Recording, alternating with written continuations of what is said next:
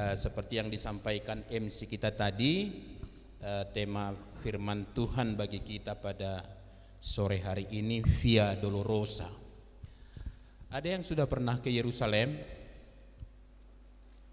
Yerusalem lama tentunya, Inang ya. Kalau Yerusalem baru belum ya kan? Nanti baru ya kan? Yerusalem lama yang masih ada di daerah Timur Tengah sana ya. Makasih. Inang sudah pergi ke rute Via Dolorosa ini, sudah ya. Harusnya Inang kian yang menjadi pembicara ya kan. Ini nanti lain kali pengurus tanya-tanya lah dulu ya kan. Siapa yang sudah pernah dari sana. Baik, untuk mendasari kebenaran firman Tuhan yang akan kita bahas, mari kita baca dulu dari Yohanes pasal 19. Kita hanya membaca ayat 28 sampai ayat yang ke-30. Yohanes 19 ayat 28 sampai ayat yang ke-30. Saya akan membaca ayat 28, kemudian ibu-ibu ayat 29, lalu ayat 30 kita baca bersama-sama. Yohanes 19 ayat 28 sampai ayat yang ke-30. Mari kita mulai. Sesudah itu, karena Yesus tahu bahwa segala sesuatu telah selesai, berkatalah ia, supaya genaplah yang ada tertulis dalam kitab suci, aku haus. 29.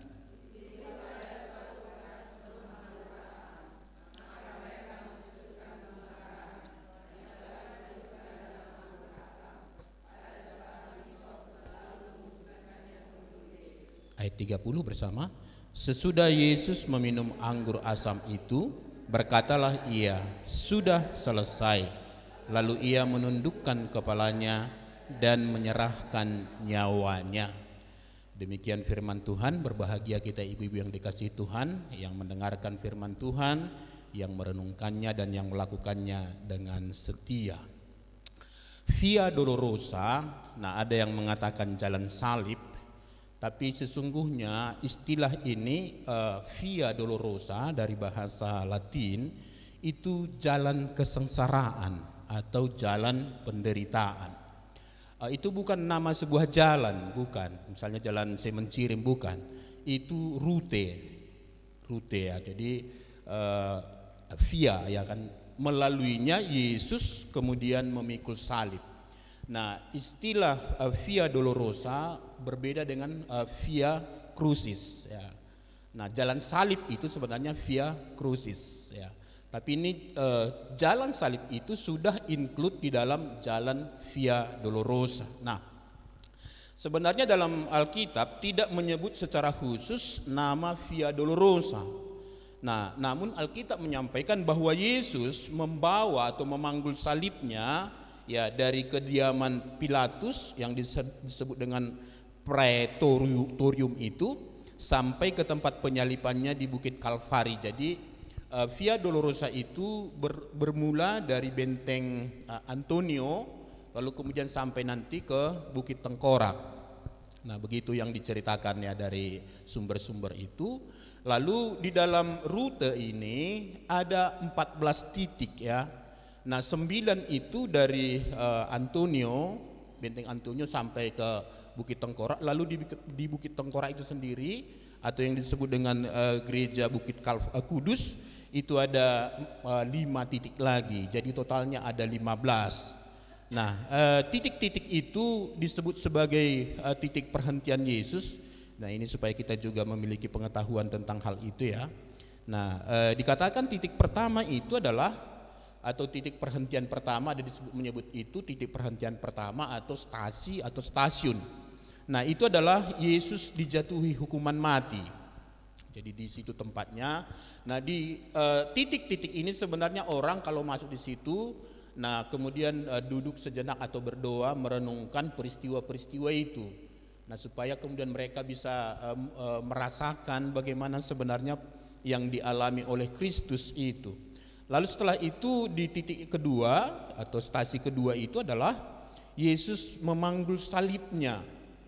Nah, kita tahu bahwa itu sebenarnya setelah dia divonis hukuman mati, lalu kemudian dia disesah, dia sudah mengalami kelelahan fisik, dan saya rasa tidak diberi serapan itu ya.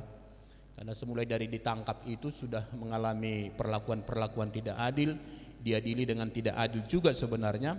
Lalu kemudian dipaksa memanggul salibnya. Nah, dengan tubuh yang sudah penuh dengan luka lalu memanggul salib, bisa kita bayangkan itu akan terjadi gesekan-gesekan di dalam tubuhnya. Nah, baik untuk kepalanya yang sudah dipasang mahkota duri dan juga untuk punggungnya.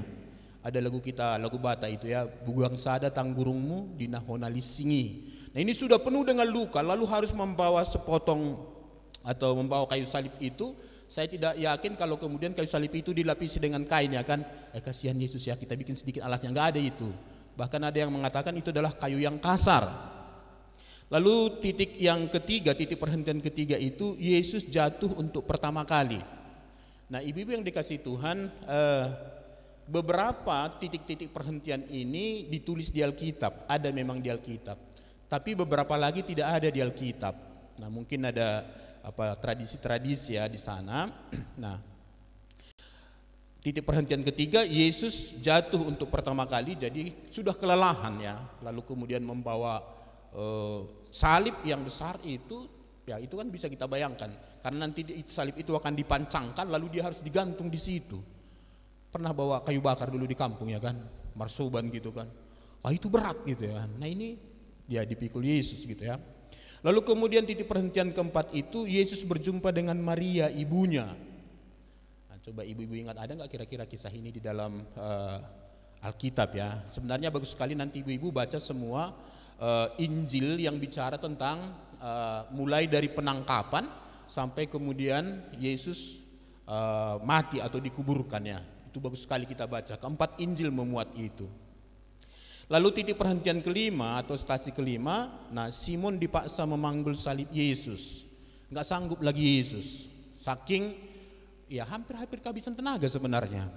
Ibu-ibu kalau tonton film The Passion of the Christ, itu sudah sangat menyedihkan. Tetapi ada kemudian ahli teologi mengatakan bahwa itu sebenarnya belum seberapa dibanding dengan kisah yang seharusnya terjadi atau kisah yang dialami atau peristiwa yang dialami oleh Yesus itu, seperti yang dikatakan dalam kitab Yesaya itu, Yesaya 53 itu.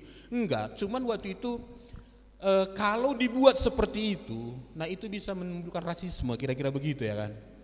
Masa sekejam itu ada manusia sekejam itu begitu ya. Satu kelompok masyarakat yang namanya atau yang tokoh-tokoh agama bisa memperlakukan manusia sampai sesadis itu, maka tidak dibuat seperti itu. Lalu titik perhentian keenam, nah ada namanya Veronica yang kemudian disebut menyeka wajah Yesus. Ya, nampaknya sebagian besar ini ada di dalam film The Passion of the Christ ya. Lalu ada seorang wanita melihat Yesus itu yang sudah kelelahan, lalu kemudian dikasih sapu tangannya dilap kain lah gitu ya kan. Nah, ada tradisi mengatakan kemudian gambar wajah Yesus melekat di sapu tangan itu atau kain lap itu gitu ya, dipakai itu. Lalu perhentian ketujuh itu Yesus jatuh untuk kedua kalinya. Nah, nggak tahu apa ada nggak itu di Alkitab ya, 2 kali Yesus jatuh ya. Nah lalu kemudian di stasi ke-8 Yesus bertemu para wanita Yerusalem. Kalau ini jelas ya kan. Nah, lalu Yesus melihat mereka menangis, Yesus katakan apa? Jangan tangisi aku, tangisilah dirimu dan anak-anakmu. Nah, banyak juga orang ketika merenungkan peristiwa-peristiwa Passion atau nanti hari Jumat ini lalu menangis kasihan kepada Yesus. Ada ibu seperti itu, kasihan ya Yesus itu. Atau waktu nonton film The Passion of the Christ lalu kita kasihan. Kalau kita kira-kira ada waktu itu kita kasihan, kira-kira kita bela Yesus? Kalau Yesus tidak menderita, dia tidak mati, kira-kira siapa yang mati? Nah, maka tepat yang dikatakan Yesus, jangan tangisi aku, tangisi dirimu, aku menderita ini adalah oleh karena kamu dan anak-anakmu. Itu maksud Yesus di situ ya. Lalu kemudian yang ke-9 itu Yesus jatuh untuk ketiga kalinya. Jadi menurut Via Dolorosa ini Yesus itu ada jatuh 3 kali. Lalu yang ke-10 itu pakaian Yesus ditanggalkan. Ke-11 itu Yesus dipaku pada kayu salib. Ya, dan kemudian yang ke-12 Yesus wafat. Ke-13 Yesus jenazahnya diturunkan, mayat Yesus diturunkan dari salib, dan terakhir itu mayat Yesus dikuburkan. Nah, itulah sebenarnya tahapan-tahapan dalam Via Dolorosa yang ada di Yerusalem itu. Nah, sekarang mari kita lihat sebenarnya kalau kita belajar tentang kesengsaraan Kristus, apakah memang itu baru dimulai setelah dia disiksa itu? Ibu-ibu yang dikasihi Tuhan, kalau kita belajar tentang kesengsaraan Kristus, itu sebenarnya dimulai ketika dia berinkarnasi menjadi manusia. Bisa mengerti ya? Kenapa? Dia adalah Allah yang maha kuasa, Allah yang tidak terbatas, Allah yang empunya segalanya. Sekarang ibu-ibu, Yesus itu kemudian ketika dia menjadi manusia, dia di dalam kandungan. Berapa lama dia dikandung kira-kira? Jadi Yesus itu benar-benar normal loh ibu-ibu. Jadi kalau dia manusia lahir itu 9 bulan dikandung, Yesus juga dikandung 9 bulan. Lalu dia kan Allah ya kan? Dia di dalam kandungan loh. Allah sekarang yang maha kuasa itu tinggal di tempat yang kecil. Kira-kira Yesus bisa nggak keluar masuk dari situ? Sebagai Allah bisa ya kan? Tapi dia tidak melakukannya. Dia mau tunduk. Jadi bisa kita bayangin ya, ibu-ibu yang biasa misalnya heboh gitu kan, loncat sana loncat sini, sekarang harus dibatasi, nggak bisa kemana-mana ya. Sini. Itu penderitaan ibu-ibu. Lalu dia kemudian harus tunduk di seperti itu. Lalu dalam lahir, ketika dia lahir, apa dia langsung loncat sana sini? Enggak, dia gitu juga. Yesus itu sebenarnya benar-benar mengalami penderitaan ketika dia memutuskan untuk berinkarnasi menjadi manusia.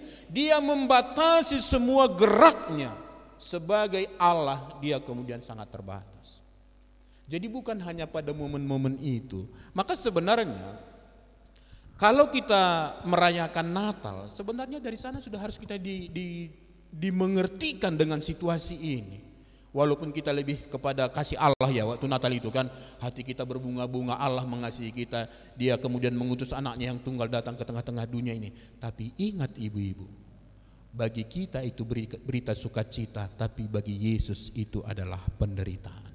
Jadi supaya kita jangan salah, jadi penderitaan Kristus itu sudah dimulai ketika dia berinkarnasi menjadi manusia sama seperti kita.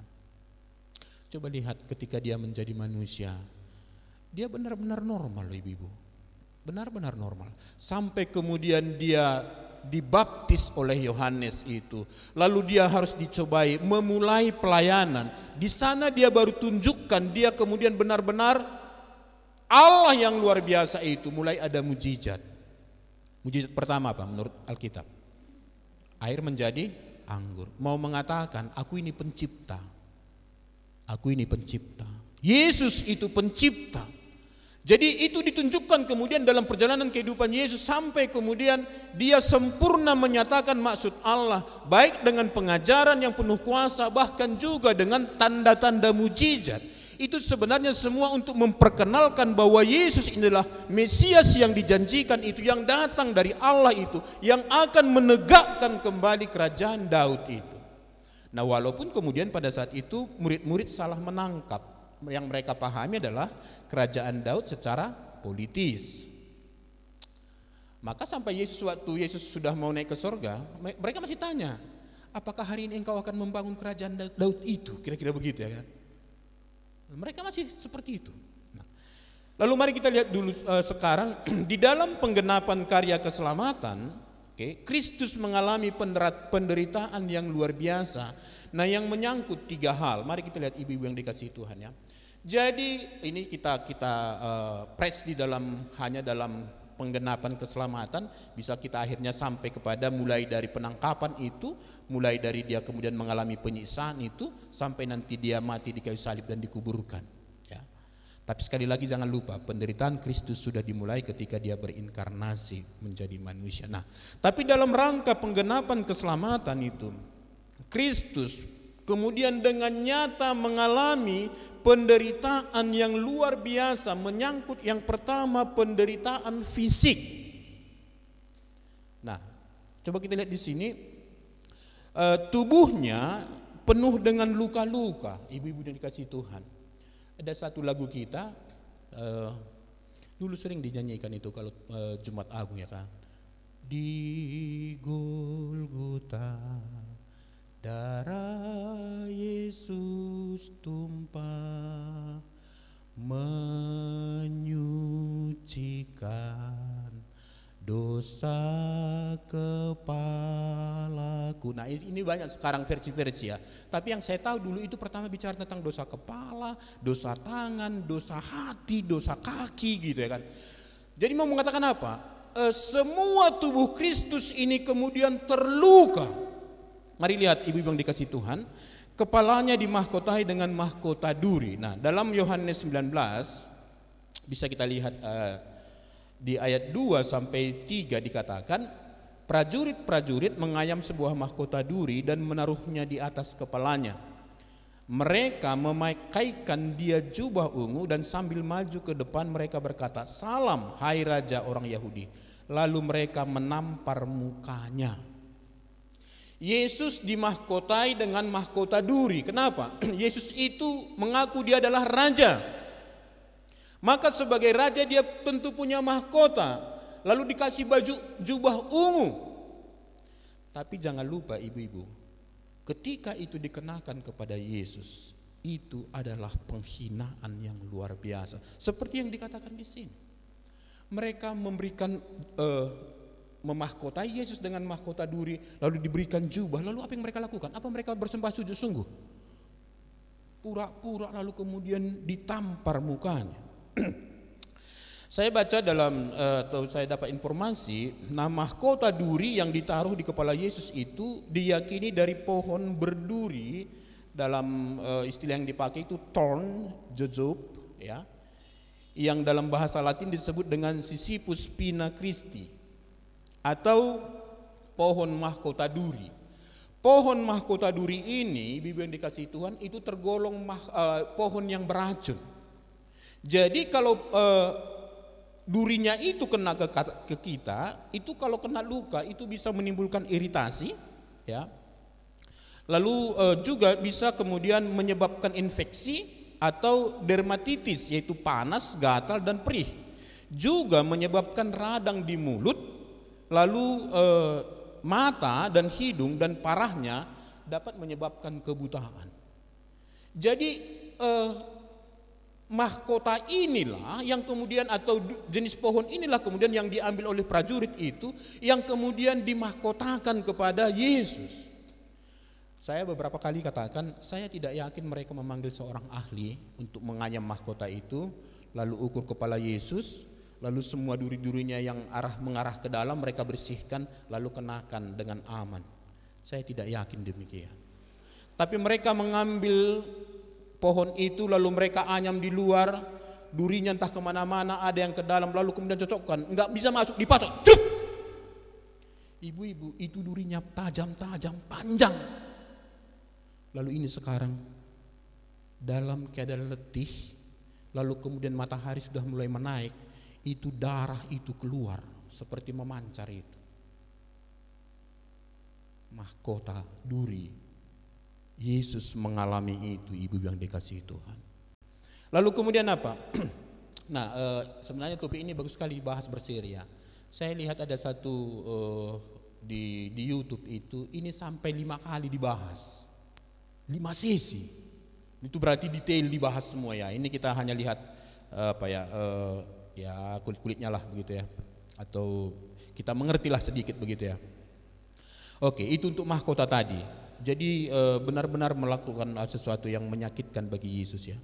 Lalu tubuhnya dipukuli dan dicambuki. Nah, di hadapan imam besar Hanas, nah setelah ditangkap lalu disidangkan, nah seorang penjaga kemudian menampar muka Yesus. Ya, di pasal 19, di ayat 19 dikatakan, maka mulailah imam besar menanyai Yesus tentang murid-muridnya dan tentang ajarannya. Jawab Yesus kepadanya, aku berbicara terus terang kepada dunia. Aku selalu mengajar di rumah-rumah ibadat dan di bait Allah, tempat semua orang Yahudi berkumpul. Aku tidak pernah berbicara sembunyi-sembunyi. 21.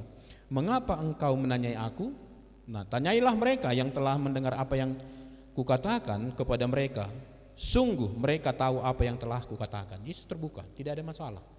Nah, tapi setelah mendengar itu, seorang penjaga bait suci ayat 22, ketika ia mengatakan hal itu, seorang penjaga yang berdiri di situ menampar mukanya sambil berkata, begitukah jawabmu kepada imam besar?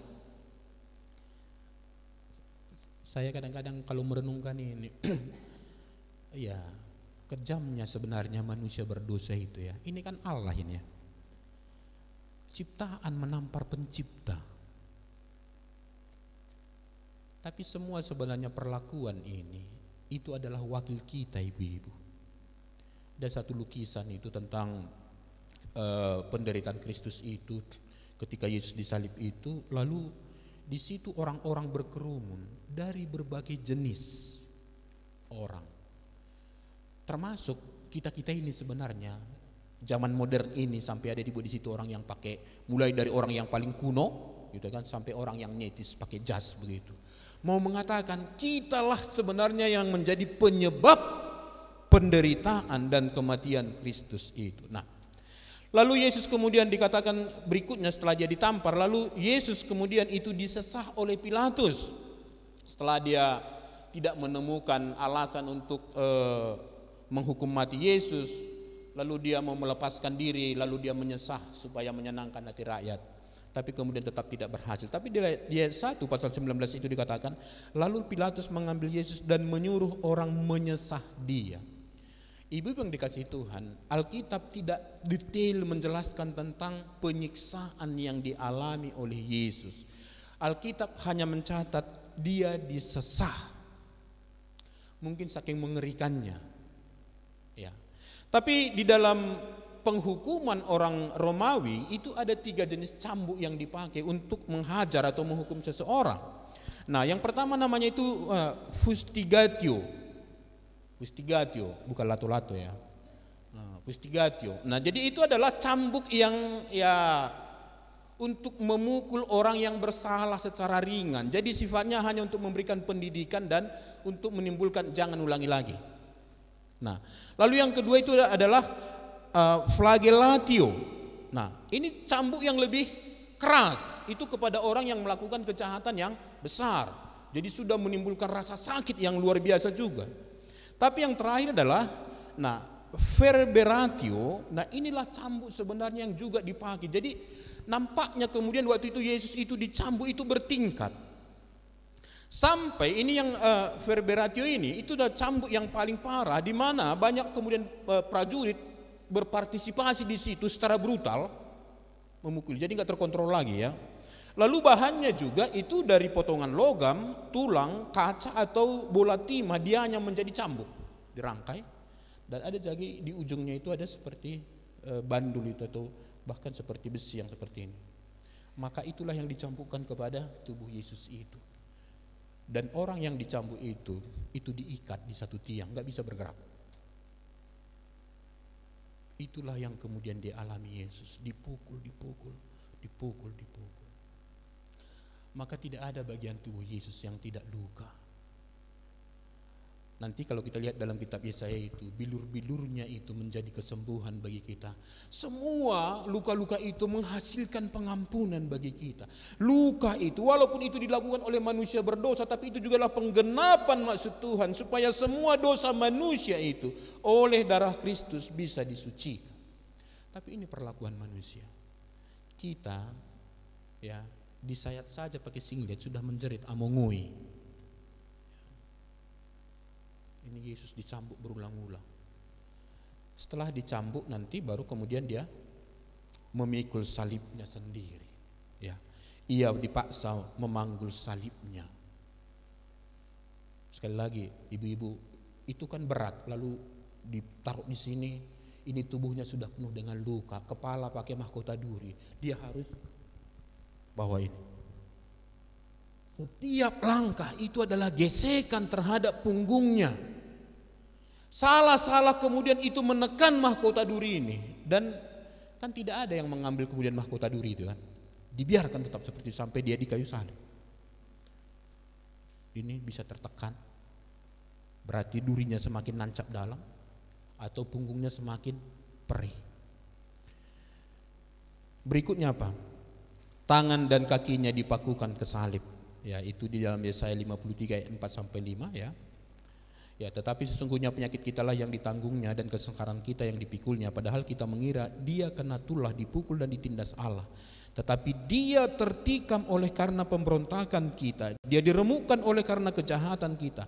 Ganjaran yang mendatangkan keselamatan bagi kita ditimpakan kepadanya, dan oleh bilur-bilurnya kita menjadi sembuh. Akhirnya Yesus dipakukan di kayu salib. Kita nggak pernah ditunjukkan waktu dipaku di tangannya itu ya kan. Hanya ditunjukkan kemudian setelah dipaku lalu menetes darah gitu ya kan. Kemudian ada dulu film itu satu dipaku, lalu untuk menahan sakitnya ini akhirnya satu lagi tangannya begini tegang, nggak bisa lagi, nggak bisa. Nah untuk supaya bisa begini itu ditarik tangannya, dipaksa, dipaku, lalu kemudian kakinya dipaku. Lalu waktu mendirikan salib itu,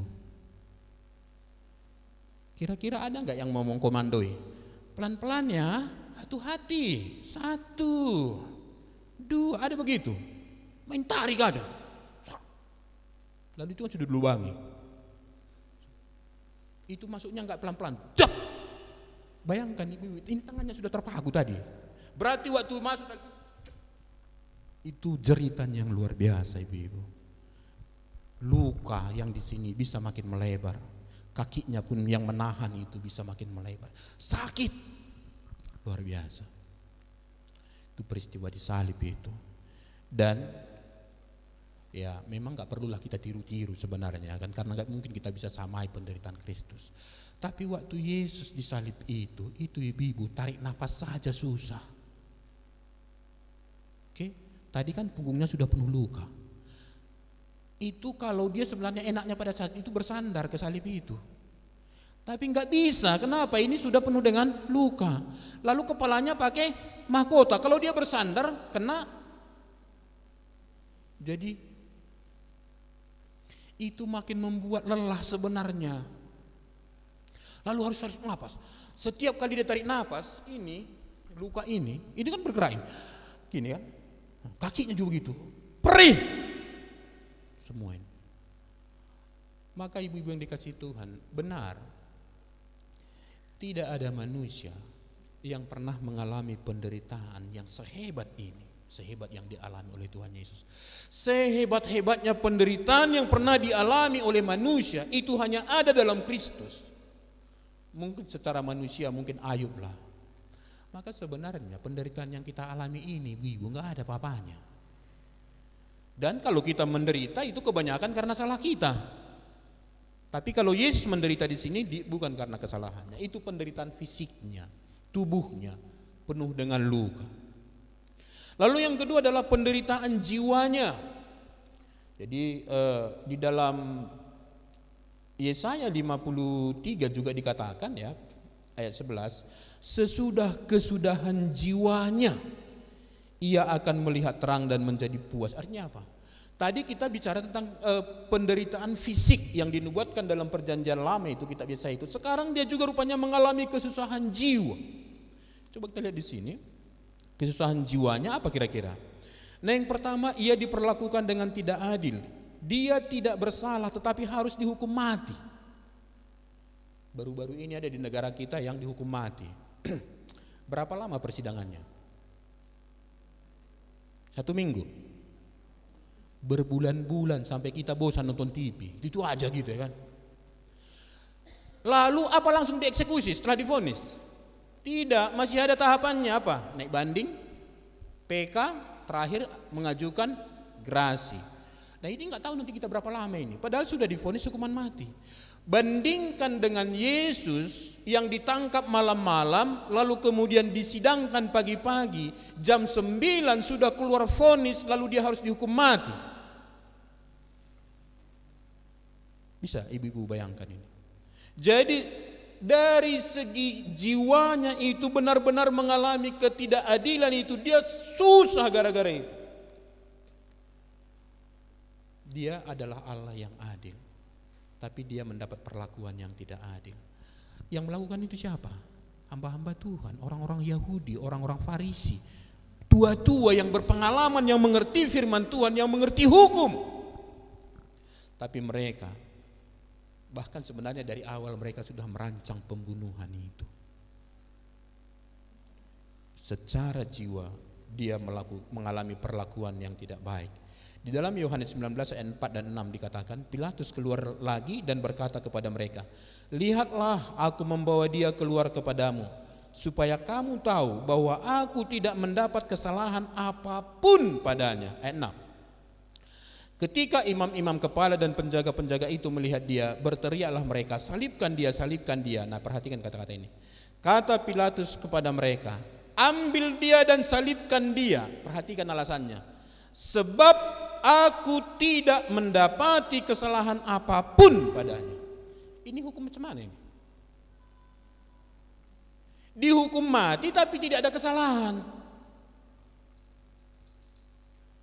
Ibu-ibu, kita ya, kalau kita misalnya seperti ini dihukum, memang ada salah kita. Oke lah, waktu Eliezer divonis 12 tahun semua keberatan ya kan. Lalu kemudian itu bukan dihukum, didakwa oleh jaksa itu 12 tahun, lalu kemudian dalam pengadilan akhirnya berkurang. Tapi waktu dibuat itu 12 tahun, kita semua protes. Walaupun tetap jelas ada salahnya, dia yang menembak kan gitu ya. Ini Yesus, ini Pilatus itu kan sebagai hakimnya pada saat itu, jaksanya kira-kira kalau untuk sekarang. Dia sudah lihat fakta itu, dia menyimpulkan tidak ada salah Yesus, tapi harus dihukum mati. Bisa ibu rasakan ini kira-kira. Lalu kemudian apa lagi yang terjadi dengan Yesus? Dia diolok-olok. Nah sebelum Yesus disalibkan, di dalam Matius 27 29 sampai 31 dikatakan demikian. Mereka menganyam sebuah mahkota duri dan menaruhnya di atas kepalanya, lalu memberikan dia sebatang buluh di tangan kanannya, jadi seperti tongkat kerajaan. Kemudian mereka berlutut di hadapannya dan mengolok-olokkan dia, katanya, salam hai raja orang Yahudi. Mereka meludahinya dan mengambil buluh itu dan memukulkannya ke kepalanya. Kepalanya di mana? Udah pakai mahkota duri. Sesudah mengolok-olokkan dia, mereka menanggalkan jubah itu daripadanya dan mengenakan pula pakaiannya kepadanya. Kemudian mereka membawa dia keluar untuk disalibkan. Ini sebelum Yesus disalibkan, dia diolok-olok, sembah sujud, kasih tongkat, kasih pakaian raja, lalu kemudian tongkat itu diambil, dipukulkan ke kepala, jubahnya diambil. Lalu waktu disalib, nah Matius 27 ayat 39 sampai 44. Nah saya sengaja membacakan ini supaya kita mengerti ya. Orang-orang yang lewat, jadi di situ akhirnya orang yang lewat menghujat Yesus ya. Orang-orang yang lewat di sana menghujat dia dan sambil menggelengkan kepala, geleng-geleng kepala mereka. Mereka berkata, hai engkau yang mau merubuhkan bait suci dan mau membangunnya kembali dalam 3 hari, selamatkanlah dirimu jika engkau anak Allah. Turunlah dari salib itu. Nah itu orang banyak yang lalu lalang itu. Lalu apa lagi? Demikian juga imam-imam kepala bersama-sama ahli-ahli Taurat dan tua-tua. Ini kelompok elitnya di bangsa Israel ya. Imam-imam kepala, ahli-ahli Taurat dan tua-tua. Mengolok-olokkan dia dan mereka berkata, ayat 42, orang lain ia selamatkan, tetapi dirinya sendiri tidak dapat ia selamatkan. Ia Raja Israel, baiklah ia turun dari salib itu dan kami akan percaya kepadanya. Tapi seandainya Yesus turun dari salib itu, percaya enggak orang ini? Enggak juga. Oke. Lalu ayat 43. Sorry, ayat yang berikutnya yang 44. Nah, bahkan penyamun-penyamun yang disalibkan bersama-sama dengan dia mencelanya demikian juga. Jadi di peristiwa udah disalib ini kan. Yesus kan disetarakan dengan penyamun ya kan. Makanya jadi ada penyamun di kiri dan kanan itu mau mengatakan Yesus itu setara dengan penyamun. Ini penjahat besar ini. Lalu penyamun-penyamun itu mengolok-olokkan dia.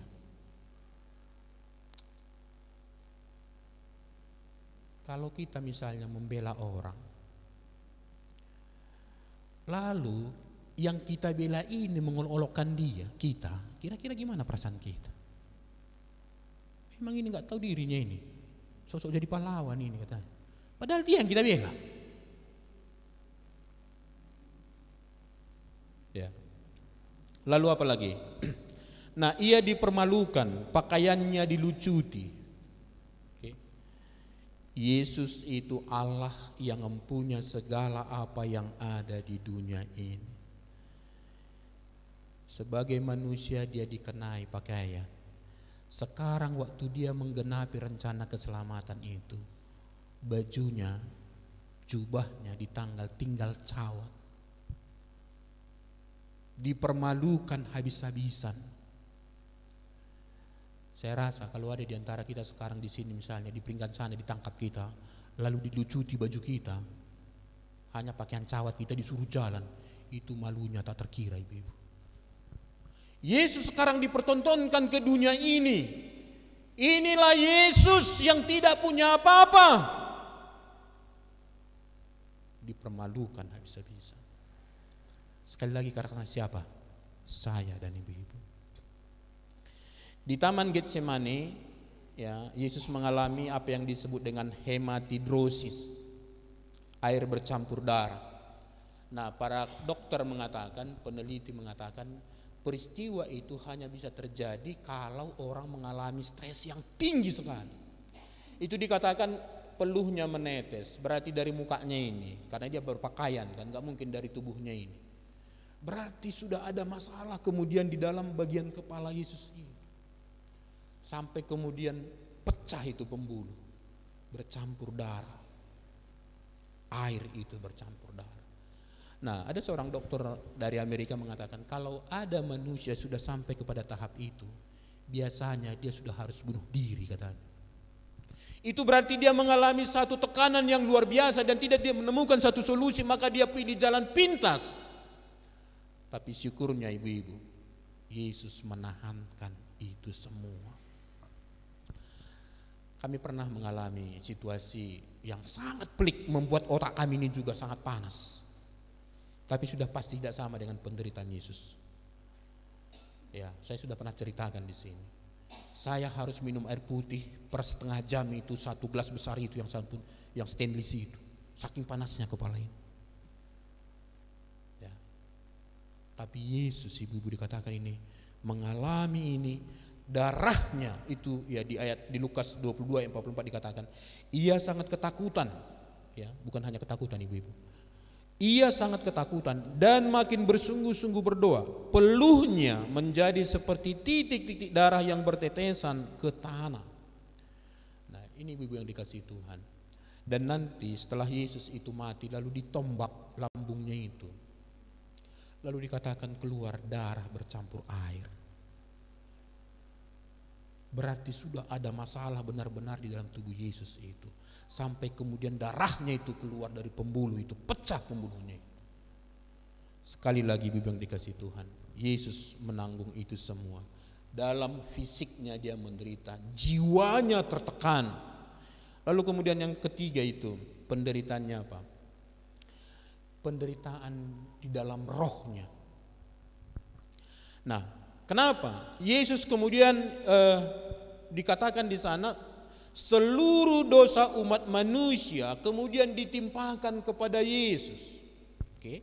Dalam Yesaya 53:6 dikatakan demikian. Kita sekalian sesat seperti domba, masing-masing kita mengambil jalannya sendiri. Nah, perhatikan ini. Tetapi Tuhan menimpakan kepadanya kejahatan kita sekalian. Jadi dosa Adam, ibu-ibu yang dikasihi Tuhan, di Taman Getsemani, di Taman Eden itu, sampai dosa manusia paling terakhir sekali nanti lahir. Dosa mencuri, merampok, memperkosa, dosa yang jelek-jelek itu semua ditimpakan kepada Yesus. Kita dituduh salah, difitnah saja kita sudah menderita. Kalau difitnah kan berarti kita benar sebenarnya kita kan. Nah, Yesus yang tidak pernah melakukan dosa, dia lahirnya pun bukan dalam dosa dan dalam hidupnya juga dia tidak pernah melakukan dosa, sekarang dijadikan menjadi dosa. Dosa manusia ditimpakan kepadanya. Nah, di dalam 2 Korintus 5:21 dikatakan, dia yang tidak mengenal dosa telah dibuatnya menjadi dosa karena kita, supaya di dalam dia kita dibenarkan oleh Allah. Jadi Yesus itu dijadikan menjadi dosa. Ibu-ibu, ketika dia dijadikan menjadi dosa, bertumpu semua disalib itu, ketika puncaknya itu disalib semua, Yesus itu dijadikan menjadi dosa. Lalu kemudian dikatakan dalam Matius 27 ayat 46, kira-kira jam 3 berserulah Yesus dengan suara nyaring, Eli, Eli lama sabachthani. Artinya apa? Allahku, Allahku, mengapa engkau meninggalkan aku? Ibu yang dikasihi Tuhan, kalau kita belajar Allah Tritunggal, tidak pernah terjadi perpisahan di antara ketiga pribadi ini. Lalu ketika Yesus dijadikan menjadi dosa itu, jadi sepertinya Allah Bapa itu berpaling, gak tahan lagi melihat anaknya yang diperlakukan seperti itu. Lalu pada posisi itu Yesus menjerit, Allahku, Allahku, mengapa engkau meninggalkan aku? Dia sendirian di kayu salib itu menanggung semua dosa umat manusia itu. Memang keselamatan itu, karya keselamatan itu, eksklusif itu ditanggung oleh Tuhan Yesus. Walaupun kita tahu Allah Tritunggal itu bersinergi mengerjakannya. Tapi untuk mati di kayu salib itu memang hanya Yesus. Maka dia dijadikan menjadi dosa. Nah itu maka semua penderitaan itu, ibu-ibu yang dikasihi Tuhan, akhirnya menyatu berpuncak pada saat ia dihukum atau digantung di kayu salib itu. Ia disalibkan, dan Galatia 3 ayat 13 mencatat, Kristus telah menebus kita dari kutuk hukum Taurat dengan jalan menjadi kutuk karena kita. Sebab ada tertulis, terkutuklah orang yang digantung pada kayu salib. Dosa menghasilkan kutukan dan Yesus menerima itu. Harusnya saya dan ibu yang terkutuk, tapi Yesus mengambil itu. Dosa menimbulkan kematian, maka Yesus mengambil kematian itu di kayu salib. Supaya saya dan ibu-ibu yang sudah mati oleh karena dosa itu bisa hidup kembali. Nah maka apa tujuan dari penderitaan Kristus ini, ibu yang dikasihi Tuhan? Kristus menderita adalah oleh karena Allah dan Kristus sangat mengasihi kita. Ayat yang terkenal itu Yohanes 3:16 mengatakan, karena begitu besar kasih Allah akan dunia ini, sehingga ia telah mengaruniakan anaknya yang tunggal, supaya setiap orang yang percaya kepadanya tidak binasa, melainkan beroleh hidup yang kekal. Kasih Allah. Tapi ada satu ayat lagi yang mirip luar biasa ya penulisannya, cuma ditambahkan satu di depan. 1 Yohanes 3:16. Nah, demikian firman Tuhan. Demikianlah kita ketahui kasih Kristus, yaitu bahwa ia telah menyerahkan nyawanya untuk kita. Jadi kita pun wajib menyerahkan nyawa kita untuk saudara-saudara kita. Sekali lagi perhatikan 1 Yohanes 3:16 itu. Tadi Yohanes 3:16 ya, karena begitu besar. Ini 1 Yohanes 3:16 ya. Demikianlah kita ketahui kasih Kristus, yaitu bahwa ia telah menyerahkan nyawanya untuk kita. Itu saya dan ibu yang dikasihi Tuhan. Dia melakukan itu karena dia mengasihi saya dan ibu yang dikasihi Tuhan. Maka sekali lagi saya katakan dari mimbar ini, jangan pernah ragukan kasih Allah kepada kita. Jangan ukur kasih Allah hanya dengan masalah ekonomi, masalah kesehatan, kesuksesan anak-anak, pangkat jabatan. Tidak ibu-ibu. Sekarang diingatkan kepada kita, bukti kasih Allah, bukti kasih Kristus itu adalah dia telah menyerahkan nyawanya untuk saya dan ibu yang dikasihi Tuhan. Tujuan penderitaan Kristus adalah untuk menyelamatkan kita dari perbudakan dosa dan kematian. Di ayat 28 tadi dikatakan bahwa akhirnya di sini dikatakan sesudah itu kata Yesus, karena Yesus tahu bahwa segala sesuatu telah selesai, berkatalah ia supaya genaplah yang ada tertulis dalam kitab suci, aku hausnya. Jadi untuk menggenapi seluruh nubuatan keselamatan itu dari perjanjian lama itu ya, dari kitab Kejadian itu semua digenapi dalam Kristus. Kejadian 3:15 yang disebut dengan proto evangelium itu, bahwa akan ada permusuhan antara keturunan perempuan dan keturunan iblis itu tergenapi di kayu salib. Yesus mati di sana, tapi sekaligus itu merupakan kehancuran dari iblis. Maka semua karya keselamatan itu sempurna dikerjakan Kristus. Lalu kemudian dikatakan ayat 30 itu, Yesus menderita bahkan mati itu untuk membayar lunas semua hutang dosa kita. Sudah selesai. Tetelestai, lunas. Jadi kita yang tadinya berhutang kepada Allah, dosa kita itu membuat kita berhutang kepada Allah.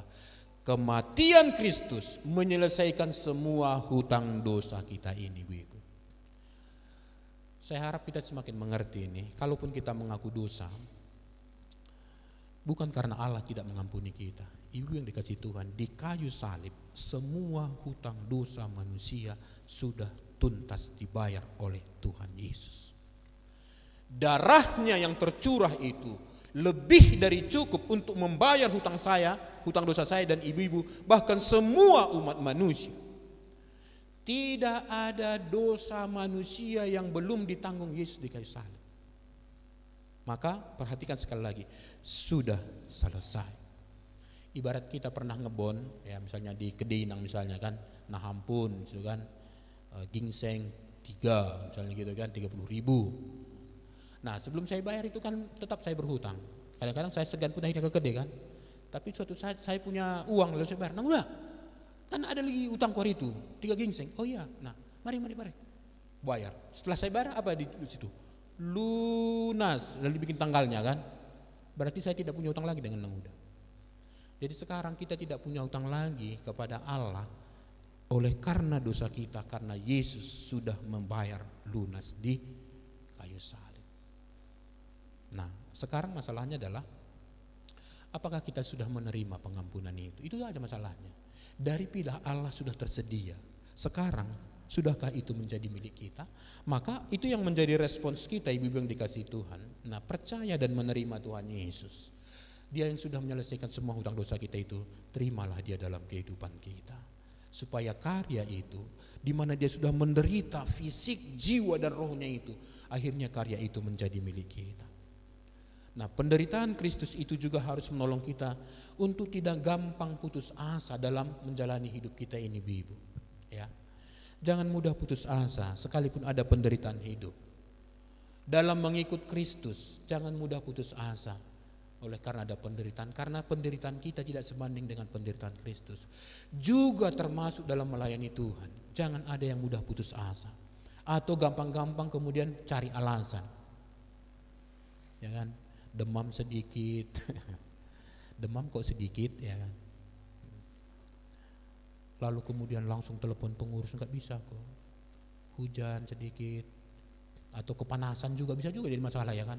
Panas sekali ini enggak bisa. Di rumah kami biasanya 17 apa kami, suhu kami. Di YPDPA berapa? Coba diukur berapa di sini. Ya kan? Enggak nyaman di YPDPA. Baru segini. Yesus sampai mencurahkan darah. Ya. Jangan mudah oleng di dalam imannya. Undang murah-murah mandele ate nang ate. Jangan gampang putus asa. Juga jangan mudah sakit hati. Tadi sesuatu diolok-olok, seharusnya sakit hati dia kan. Tapi apa Yesus bilang? Ya Bapa, ampunilah mereka karena mereka tidak tahu apa yang mereka perbuat. Belajarlah berdoa seperti itu kepada teman-teman kita yang menyakiti hati kita. Ya kan, tetangga. Tuhan, ampunilah dia karena dia tidak tahu apa yang dia perbuat kepada saya. Ini yang diberikan Yesus ini kan contoh bagi kita kan. Ada di sini gampang sakit hati. Besok nanti diusulkan dulu kepada Menteri Kesehatan supaya dibuat dulu rumah sakit gampang sakit hati gitu ya.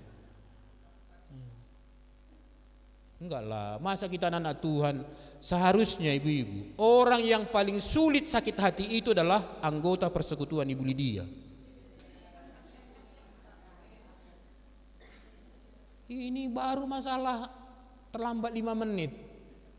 udah pulang, ketawa. Gak jelas lagi ngomongnya pun gak jelas ya. Janganlah ibu-ibu. Ini coba kita kembali melihat. Kalau mau sakit hati, yang paling tepat sakit hati itu Yesus. Tapi dia tidak sakit hati. Ya ibu-ibu ya. Serius dulu ini. Iya. Kita ini gampang kali sakit hati, gampang kali tersinggung.